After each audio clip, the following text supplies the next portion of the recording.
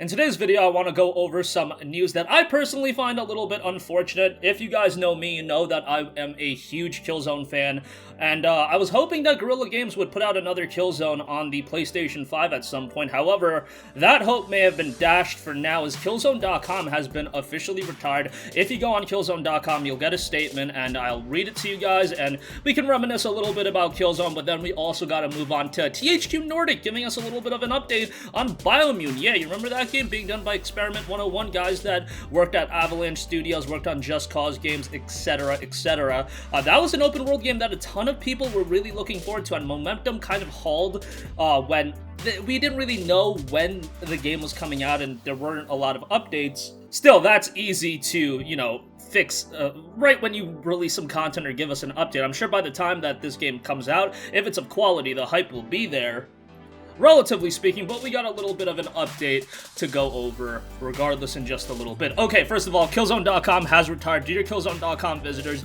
the official website for the Killzone franchise has retired. Going forward, visitors to Killzone.com will be redirected to PlayStation.com. This doesn't change the online multiplayer modes, player statistics, or ranking data for KZ Mercenary and KZ Shadowfall. It is now no longer possible to create or manage clans in Killzone Shadowfall. We apologize for this inconvenience. Thank you to Killzone.com's many fans and visitors throughout the years for their enthusiasm and support. Sincerely, Guerrilla. Now, I didn't even know Killzone Mercenaries servers were still up. That is the PlayStation Vita Killzone title.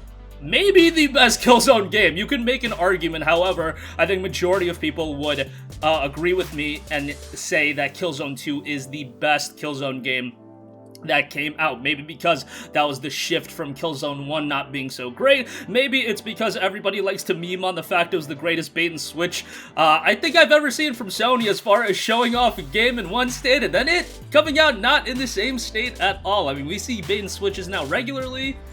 But Killzone 2, look up that E3 trailer if you haven't, and then go look up a gameplay video of Killzone 2. Yeah, not particularly the same looking game at that stage when it did come out in February of 2009. But I also know there are a lot of people like me that we are very nostalgic when it comes to Killzone 2. If you're like a PlayStation-only guy back in that era with the Xbox 360 and PlayStation 3, sometimes it was a little bit hard finding quality online multiplayer shooters that were exclusives on the PlayStation 3. I mean, you had COD and everything like that, but actually Sony developed multiplayer exclusives. You had like Warhawk and whatever, and then Killzone 2 kind of revamped everything. And it became that first-person shooter that a lot of people that had a PlayStation 3 really flocked to, and it was a game that I played like crazy. The summer of which it came out, I was on summer break, and man, you're literally talking about me staying up until 5 a.m. every night playing Killzone 2. It was a blast. Campaign was pretty decent. Killzone 3, I really enjoyed that one too, but I didn't get quite as big into it as I did with Killzone 2. And then Killzone Shadowfall, I think that's the one that a lot of people were greatly disappointed by. I mean, the campaign was very good in my opinion. The graphics were stunning, but that multiplayer mode, man, Killzone Shadowfall's multiplayer mode was not the best. And for the major launch title on the PlayStation 4, that was a little bit of a bummer. But then you had Killzone Mercenary, and Killzone Mercenary was fantastic. But that being on the Vita is obviously going to limit that game's popularity. What I don't understand is why can't we just get a remaster of Killzone 2? I don't know if I'm just saying that because I am pretty biased towards Killzone 2, but a Killzone 2 remaster would be something that I would be all over. Like, they didn't even have to, go the Bluepoint route of remaking the game from the ground up. Do me a standard remaster on the PlayStation 5, have it at a higher frame rate. You can bundle all three games together. You can bundle in Killzone Mercenary. I think a lot of people would not only pay $60 for that, I think people would pay $70 with a bundle with Killzone 1, 2, 3, and Mercenary remastered. Oh, hell yeah, sign me up for that, but this does seem like it's going to be the end of the franchise, at least for the moment being. Who knows, maybe this is another bait and switch. Killzone has done that in the past, but this is something that I do see some validity in the franchise being halted for now. Do I think it's going to go away forever? No.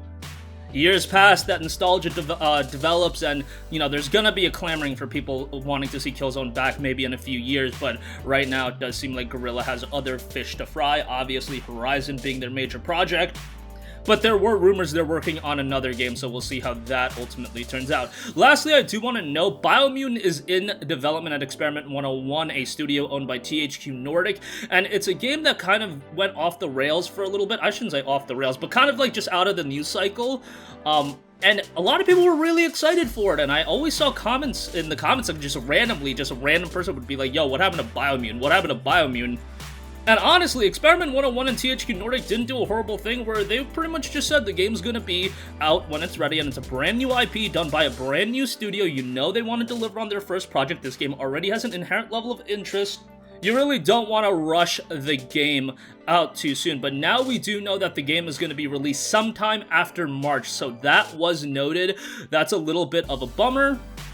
But that was said by THQ Nordic CEO Clemens Cruiser, and he told the games industry that Biomutin is a release of great importance, and I really think it is. This is, you know, THQ Nordic putting out a lot of quality stuff, putting out a lot of remasters, remakes, things of that nature, but this is a ground-up new IP, new studio. There's a lot of pressure for this game to deliver, and they're giving it the time it needs for it to properly cook in the oven. I mean, you just see what happened with Cyberpunk 2077. Yes, it would have been an absolute train wreck if, they delayed that game again, but it probably should have been, you know, you could have dropped the PC version, but even then, some people were disappointed by that. I would say a lot of people.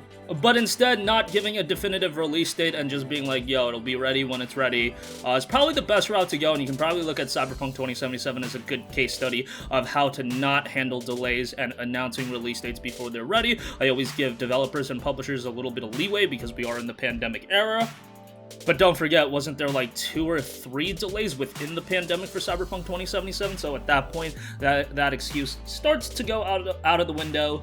But nevertheless, I think Biomutin, the handling of that has been pretty solid in terms of them just being like, you'll play it when it's ready and you'll get a good game, and this is a really important game to us. Yeah, by all means, handle it that way. And that's gonna wrap up this video. Let me know your thoughts on Killzone. Any fond Killzone memories? Did you pick up Killzone Shadowfall launch day of the PlayStation 4? Did you play Killzone 2 like me? Did you play Killzone 1? Because that was a big hyped up game back in, what was it, 05, 06? And that game was not really that fonded by a lot of people, so talk Killzone in the comment section down below, and Biomutin will be dropping sometime after March 2021. Hopefully that'll be coming sooner rather than later. That's gonna wrap up this one. Sound off with all of your thoughts in the comment section down below. Thank you for watching, and goodbye. Hey guys, we hope you enjoyed the video, and if you did, make sure to hit the subscribe button, and if you're already subscribed, do us a favor and hit the bell icon. This way you'll be notified whenever we post a new video. That's the best way to keep up with all of our uploads, and we usually try to upload 2 videos a day. And with the bell icon hit, you'll be notified whenever we do upload a video. As always, thanks for watching.